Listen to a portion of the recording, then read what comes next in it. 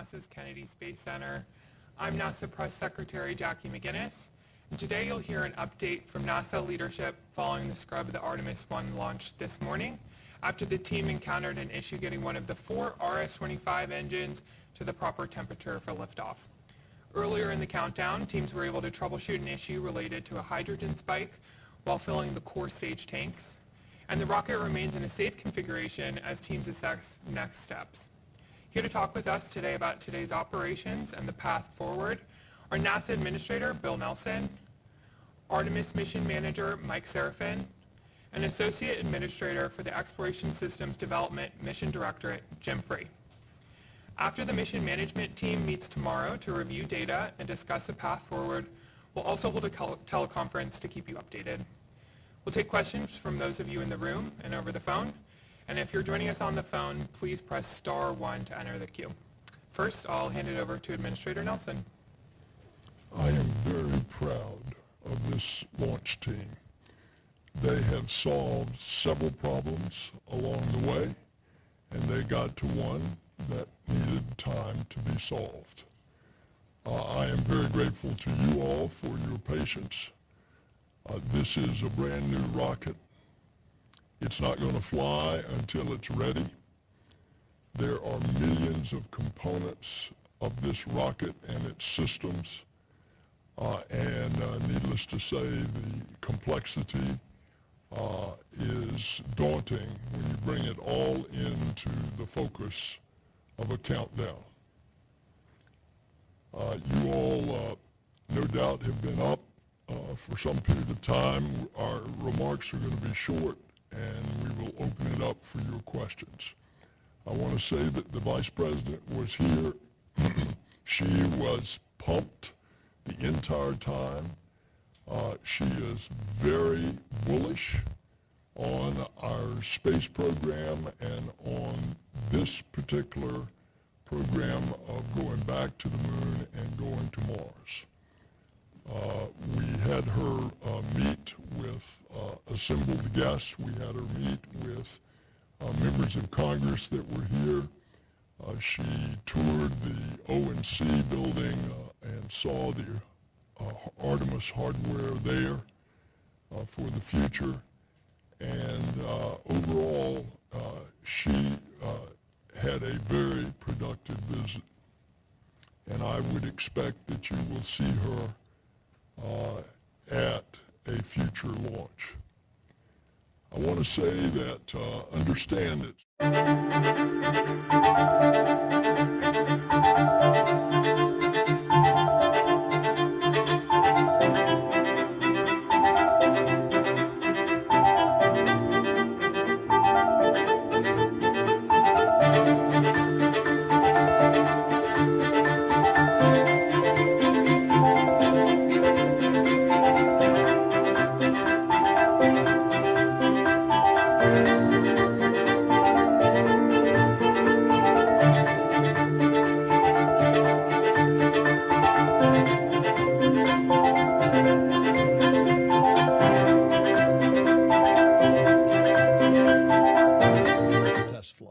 to stress it and to test it to make sure it's as safe as possible when Artemis II, when we put humans in the spacecraft.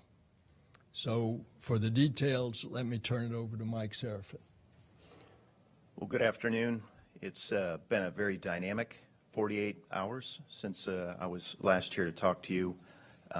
The technical issues that the team has worked through, they've overcome a number of them, but we ran into one that we need a little more time to look at. But the spaceport, America's spaceport, has been very dynamic. We watched a launch control center, a new spacecraft, and a new rocket come to life. And we watched the media show up. We watched thousands of visitors show up, and America watch this new activity. So it's been a very dynamic 48 hours. Since we had our Launch Minus 2-day mission management team meeting, the operations team out of the Launch Control Center entered their launch countdown Saturday morning. And then Saturday afternoon, we had a couple of lightning strikes out at the pad. We have a 32-story tall rocket out there, and there were lightning strikes on towers 1 and 2. And our technical teams very quickly resolved that there were no issues with the vehicle through timely analysis and timely data assessment. Saturday afternoon, we also closed out an action from the Launch Minus 2-day mission management team, which was to re-verify our communications coverage associated with some late changes that we had with the rocket and the spacecraft, and the team got comfortable with the communications coverage plan.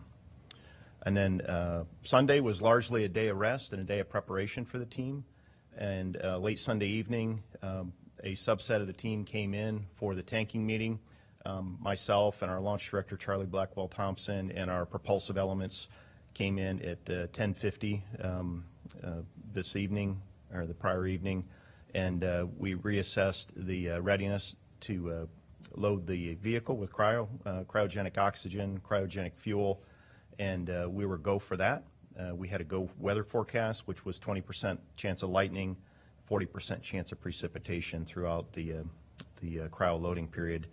And right around that same time frame, the team encountered an issue with the verification of the Orion flight software. It took about 11 minutes to have a command acknowledged to help verify the flight software. and it was a simple misconfiguration. One of the command and control modules was not activated, and the team quickly resolved that. And then once they configured it, they quickly worked through the software verification, and there were no concerns at that point with the Orion software verification. The tanking meeting itself was very clean. We were done in 30 minutes, and we gave the go for tanking.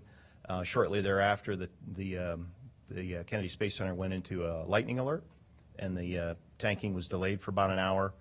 And then once the cryo loading started, we started the loading of the hydrogen. The team quickly encountered a hydrogen leak at the 8-inch quick disconnect, which is our fill and drain, and that happened when they went into the fast fill phase. So they had to slow down the loading operation. They chilled down that interface, and they managed to work their way through the full cryo loading operation of both the core stage as well as the upper stage successfully. Once we got through the propellant loading on the rocket, both the core stage and the upper stage, they started the engine bleed.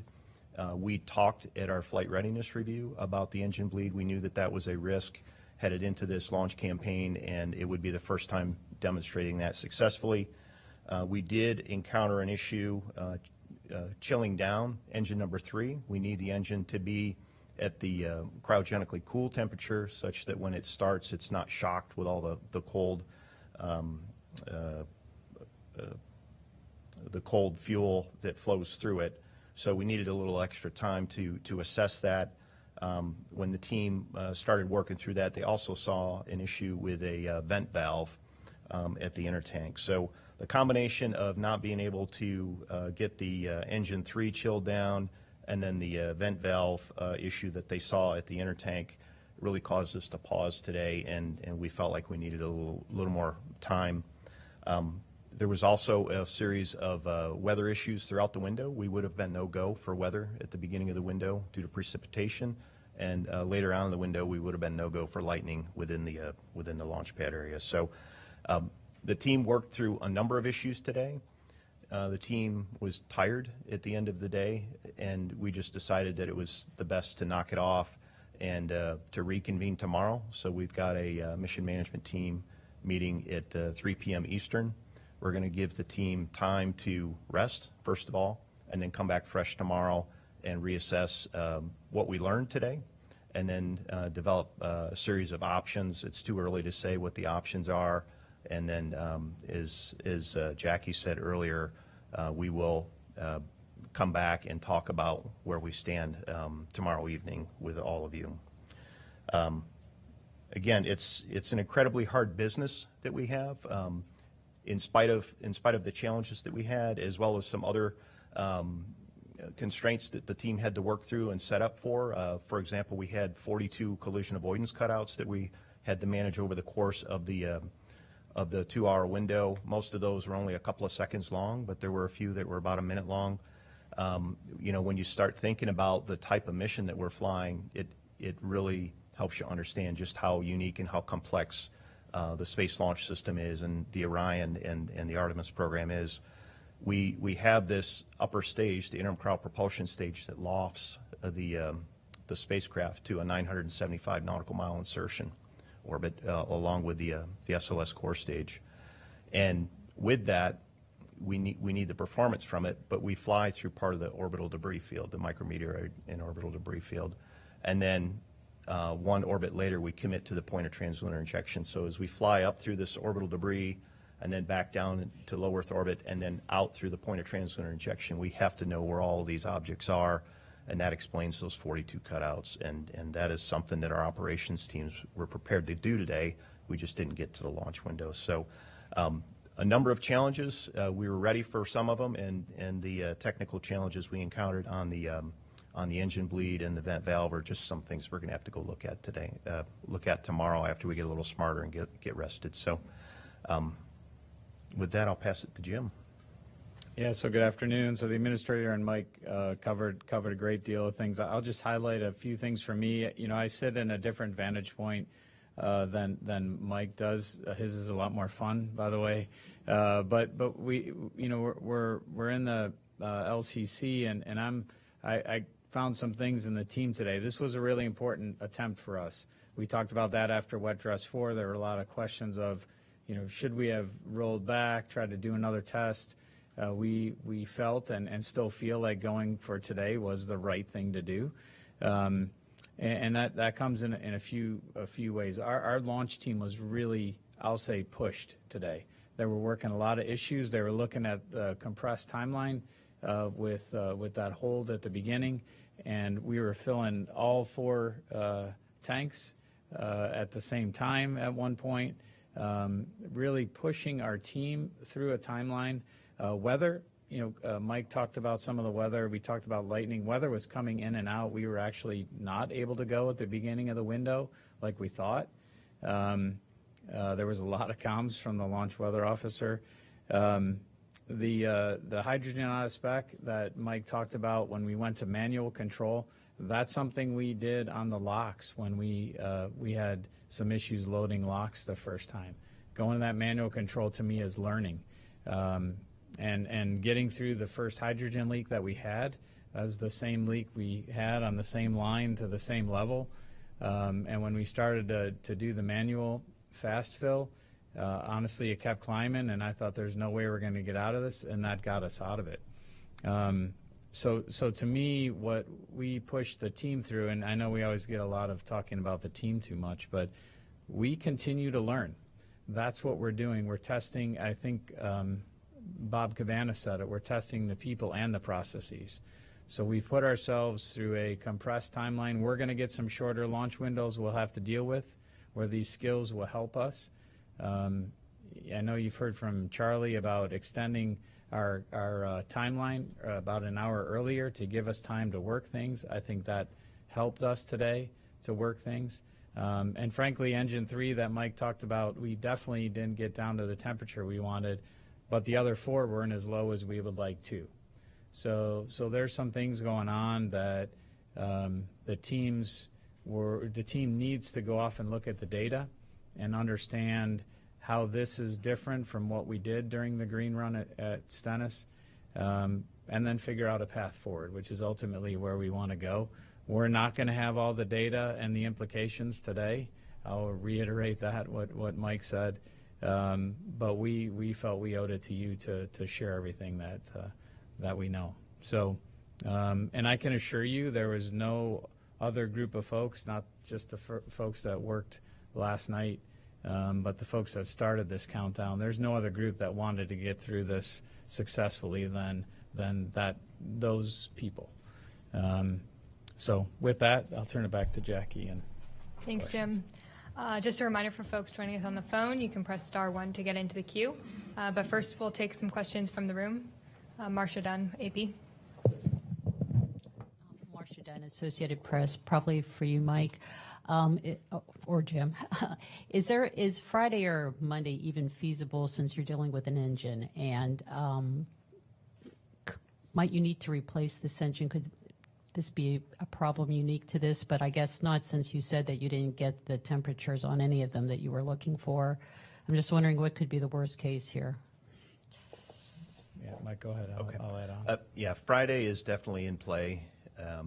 We just need a little bit of time to look at the data, but the team is setting up for a 96-hour recycle.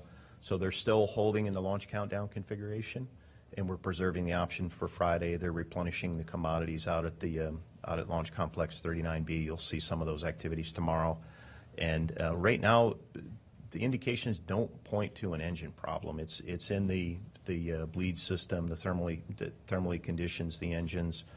We did change the diameter of that from Stennis, where we did the green run testing, to here, and we never fully got into the engine bleed configuration through the prior wet dress attempts, and again, that was something that we talked about at the agency flight readiness review as a known risk to our launch campaign, and at that time we said we would not launch unless we got through the demonstration of our ability to thermally condition the engines. We need that in order to start the engines and run them successfully. So we just didn't get there today. And again, this really points towards an engine bleed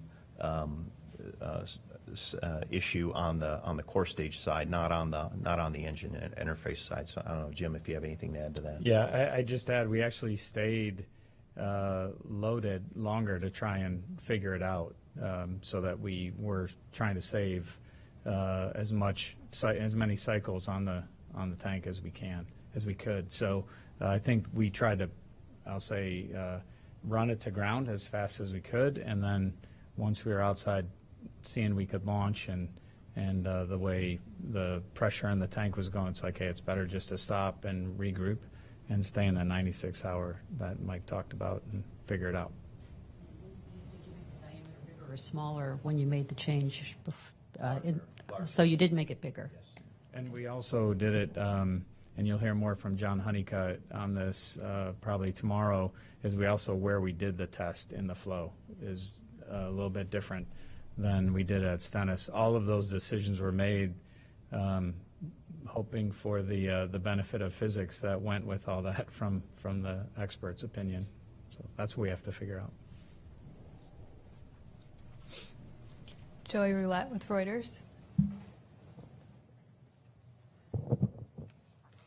Thanks. A question for Mike or Jim. I know you said Friday is in play, but given the magnitude of the issues and the combo of things that you guys have to look at, is it likely you guys launch on Friday, or is it unlikely? Could you kind of assess that? And can you give some clarification on whether you think this is related to the quick disconnect issue you guys found in the wet dress rehearsals? Thanks. So you're asking about the likelihood of Friday? Do you think it's maybe likely that we go on Friday, or There's a non-zero chance we'll have a launch opportunity on Friday. Yeah. But we need time. We really need time to look at all the information, all the data, and we're gonna play all 9 innings here, and we're not ready to give up yet. Kind of clarify a little bit whether this is related to what you guys were looking at in the wet dress rehearsals with the quick disconnect leak issue. How related might it be, or if it's independent, maybe, I don't know. I would say, and again, this is probably a question that's better answered by John Honeycutt, but during the wet dress rehearsal, we saw issues at both the 4-inch and the 8-inch QD in terms of our ability to retain enough pressure to properly seal those such that we didn't have a hydrogen leak. And we never got to the engine bleed itself during the wet dress. We knew that. So the QD problems that we saw during wet dress have largely been mitigated. And in fact, the 8-inch today was the issue.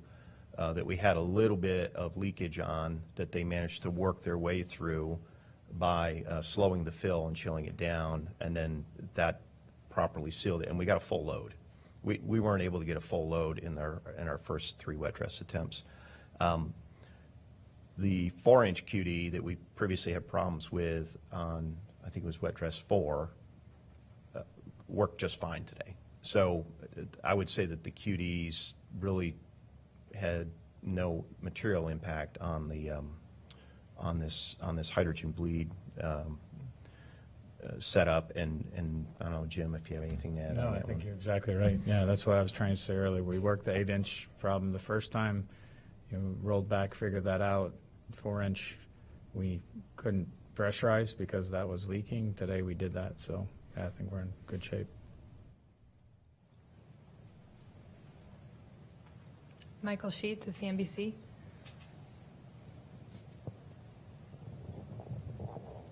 Michael Sheets of CNBC. My question is for Mike. I'm curious to get a little more learnings on the other side of things, which is the possibility of a rollback. Given the data that you've seen so far, how likely does that seem? And if you were to roll it back to the pad, where does that reset the timeline in terms of your guys' next launch opportunity? I'd say that's getting ahead of our data reviews, and we need the team to get rested and come back tomorrow, and we'll see what the data tells us.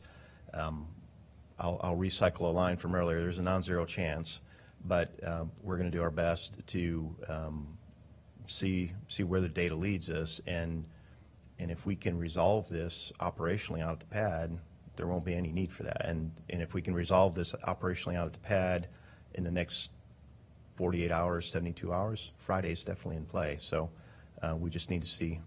We need to see what the art of the possible is. We need the team to digest what we've learned, and we'll take it from there. Thanks, Mike.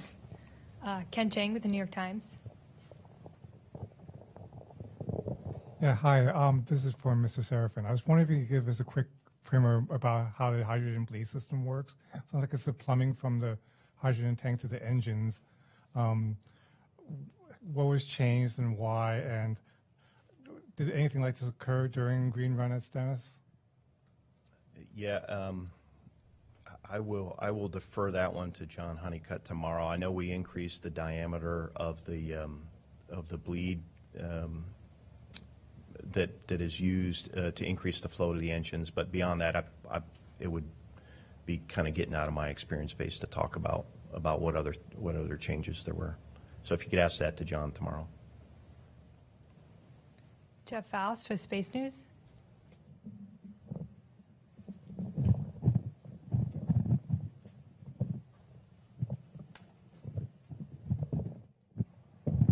Jeff Faust of Space News. For Mike Serafin, you also mentioned an intertank vent valve issue. I wonder if you could provide some more details about exactly what that issue is, and if you hadn't had the problem with the engine bleed on engine 3, would that have been a constraint to launch alone?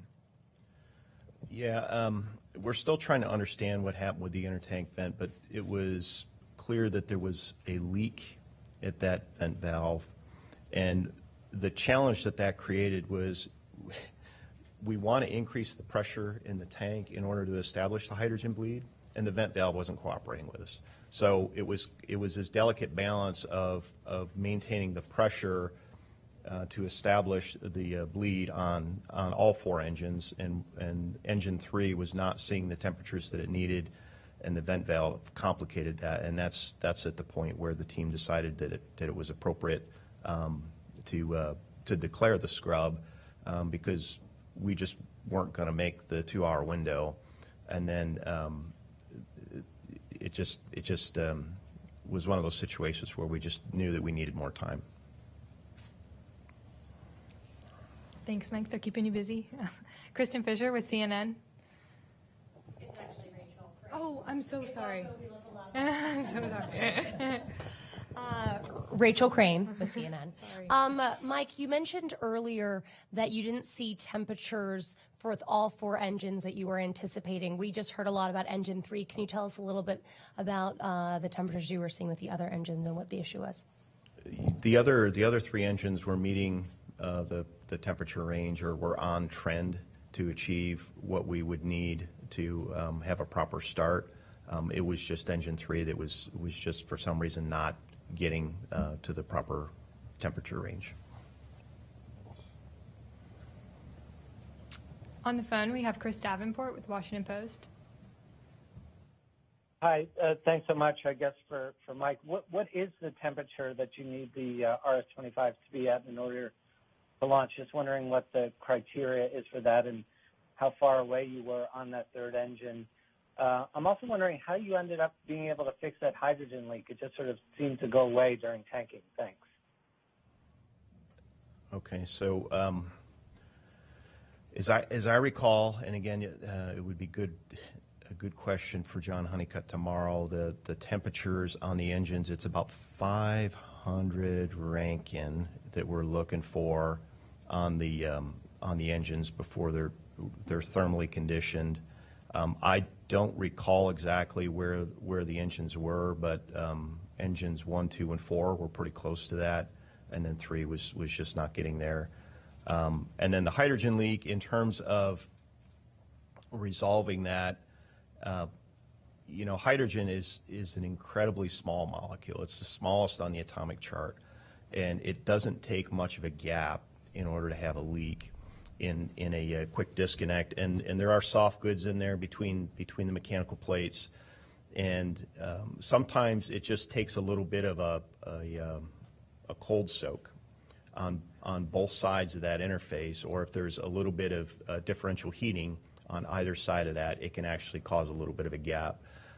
So the team has experience with this. Our cryo team is very good at understanding the thermodynamics going on, as well as the timing of it relative to how long there's been fluid flow, and they basically recommended when we initially saw the leak on the 8-inch QD to stop flow, because when you have hydrogen leaking, it creates a flammability hazard. So they stopped flow, and then they slowly increased it, as Jim described, through some manual flow procedures, and they just kind of slowly let the fluid through, slowly let it through to chill both sides of that interface. And in some cases, you can actually thermally condition both sides of that such that they'll seal up and seat properly, and that's what the team did today. And it's kind of a delicate balance. You want to fill this thing as fast as you can to achieve your launch window, but when you run into a problem like that, you need to slow it down. And when you slow it down, you can achieve the proper sealing and proper seating. So it was again a little bit of science and a little bit of art that our team worked through today by healing that hydrogen leak. Lauren Grush with Bloomberg. Hi, this question's for Jim. Earlier you said you were confident about the decision to go for a full countdown today instead of another wet dress rehearsal.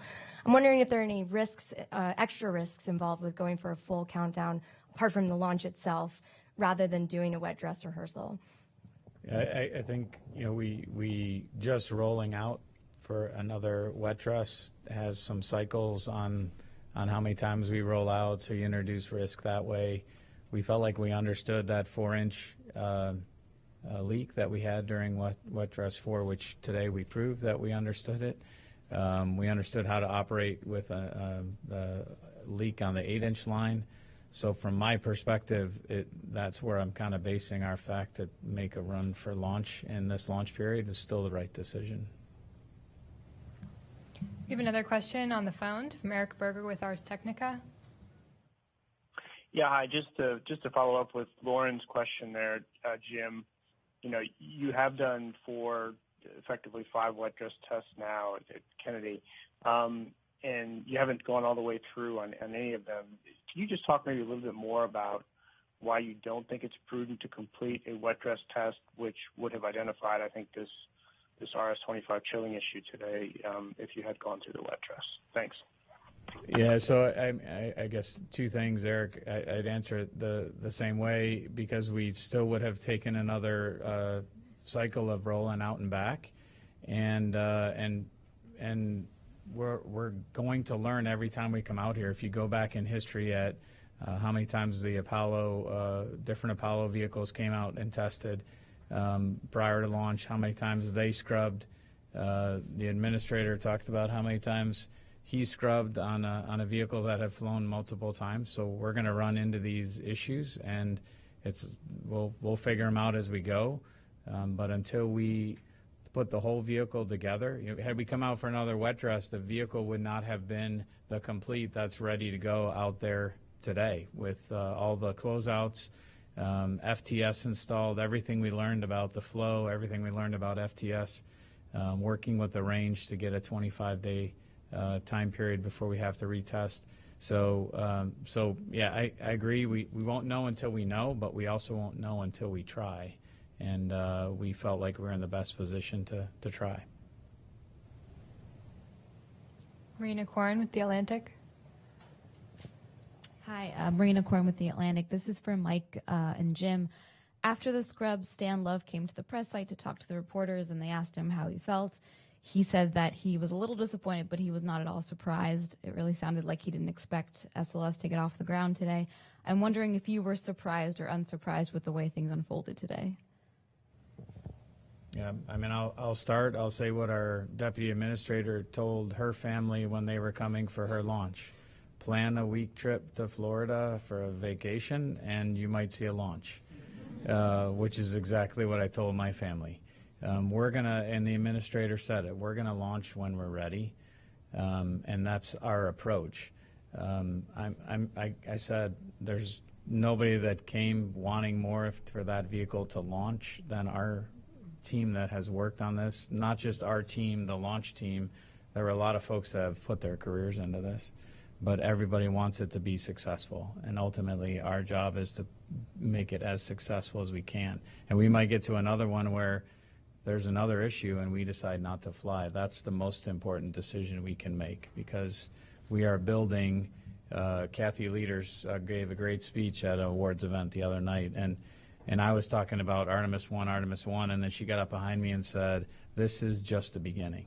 So we need to make sure we do this right and prudently. Yeah, I think we all want to see that next milestone, that next step, and seeing smoke and fire is something that everybody enjoys. But we're not going to let another hurdle deter us from trying to achieve that next step. And this is an incredibly hard business. We're trying to do something that hasn't been done in over 50 years, and we're doing it with new technology. We're doing it with new operators and new teams and new command and control and new software.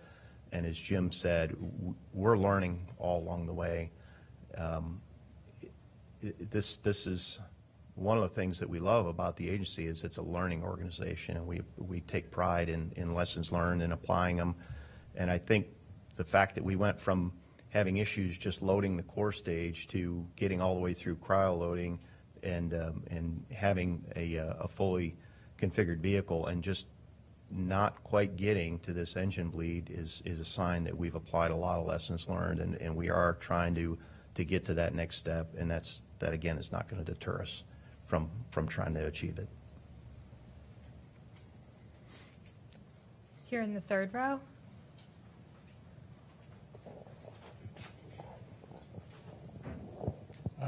Hi there, Tim Fernholz from Quartz. I was curious, we heard on the commentary that the flight controllers came up with a couple plans to try and fix the engine issue during that hold. Can you tell us what was tried and maybe give us some insight into the scene in the control room when those decisions were being made? Yeah, I'll take a crack at that. There are what we call pre-planned procedures that the team has, and the team worked through those, like doing when we had the initial hydrogen leak on the 8-inch QD. You do what they call a stop, flow, and revert, and then you try again. And those things the team worked through very efficiently, and it was very methodical. And they had, again, to kind of have this delicate balance of wanting to increase the flow rate as quickly as we could to get that tank full so we could meet our launch window, but do it at a slow enough pace that that we didn't spring another leak, and that the interface could get thermally conditioned and seal up. And they worked through it very methodically. And when we ran into the engine bleed condition, they noted it. They worked through the fact that 3 of the 4 engines looked pretty good in terms of the thermal conditioning, and this engine 3 was the outlier. They tried a couple of steps. They consulted with the engineering teams that provide technical support from the design center. In this case, it's Boeing and Aerojet Rocketdyne are the technical experts, whether it's on the core stage or the liquid engine side, and they worked together very efficiently as a team. There was quite a bit of chatter when we got outside of the pre-planned contingency, and then they brought back a strategy on how to reestablish the engine bleed, and we just weren't successful when we ran into this intertank vent valve issue that complicated our ability to maintain pressure there. And it was at that point that the team just focused solely on managing the pressure of the tank, because you're preserving the flight hardware within its design limits. And then once they did that, we decided that it was time to knock it off. There's also a process. I mean, the team goes over to an anomaly loop where they're working things at that particular nonconformance or issue, and they come back and say, here's our plan. Can you give us some time to work it, and they'll sometimes talk about a time and go off and play it against the software model in another firing room or back in the design center in Huntsville or out at Aerojet Rocketdyne, and then come back with that data. And the NASA test director and the launch director are encouraging them to, hey, we haven't heard from you in the time frame, right? Because they're trying to get all the data, but those two are trying to manage the flow and what we have left in the launch window. So that's kind of the process that's always going on across all anomalies, not just that one. Tom Costello with NBC. Hi, good afternoon. You all are probably exhausted, so thank you for taking time to talk to us and talk through all of this. I'm wondering, as you do talk through all of these steps, and you all have mentioned various experiences that the Apollo crews and the Apollo mission control also dealt with, does it give you a new appreciation for, or as you look at all of this, do you hearken back to what your predecessors were doing 50 plus years ago? I'm just wondering how you think about where you are today, and you juxtapose that against what the Apollo folks went through 50 plus years ago.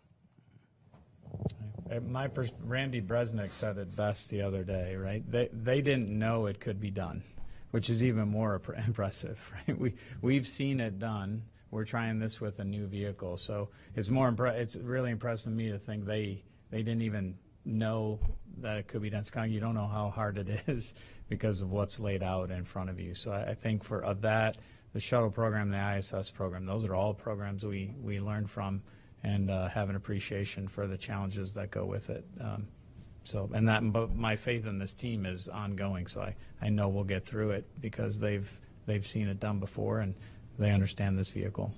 Tom, one thing that will show you the difference between Apollo and Artemis. They went step by step. There was Apollo 7, then 8 around the moon, then 9 where back in low Earth orbit, where they separated the lunar lander and prepared that docking again. You think about that, 7, 8, and 9. That's all wrapped up in this Artemis 1. And then they went on to Apollo 10. Tom Stafford, who, by the way, was with us today and got a standing ovation from our guest, and then 11, and that was the part of what is going to be Artemis 2, and then Artemis 3. So it's really a compression of a lot of the things, and we're standing on the shoulders of those who had been there before, but with a completely different vehicle. So we're running up on the end of our time. I think we have time for 2 more. Micah Maidenberg with Wall Street Journal.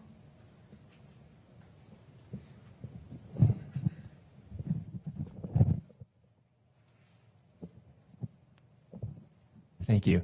Micah Maidenberg, Wall Street Journal. Hey, Mike, you talked about the issue being on the core side and not on the engine interface side.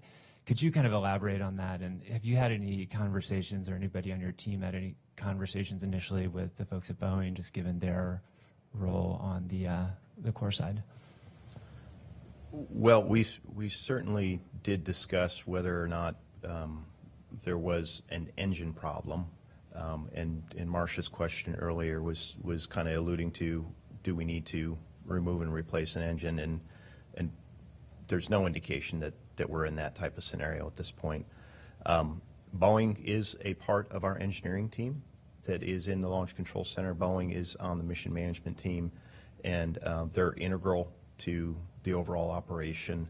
And we did tap their expertise, and we have a whole host of technical experts aside from Boeing. Our NASA Engineering and Safety Center, some of the tech fellows are involved from that organization, as well as our NASA chief engineers from the Marshall Space Flight Center, folks like Dr. John Blevins and a number of other folks, all weighed in and helped troubleshoot the issue today alongside our Boeing and Aerojet Rocketdyne partners. And that's kind of where we got to today, was at the end of a long day we ran into not one issue, but kind of a compounding issue between the bleed and the vent valve that we just, again, decided that it was appropriate to knock it off given the configuration that we're in. So, yeah, that's kind of where we got to. One last question. Irene Klotz with Aviation Week. Thanks. This is kind of a physics question.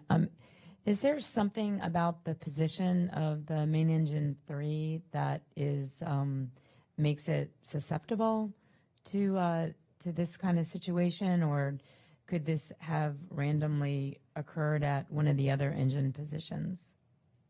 Only because I talked with Honeycutt, he brought this up. He asked his team to go off and look at that.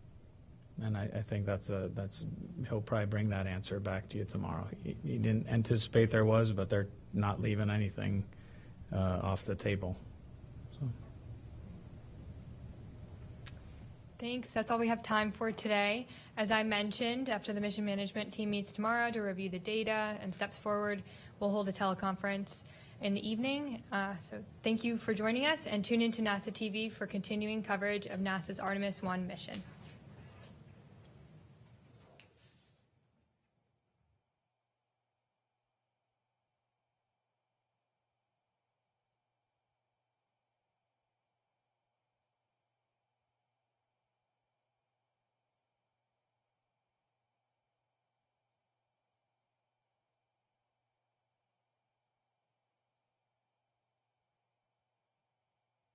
Thank you.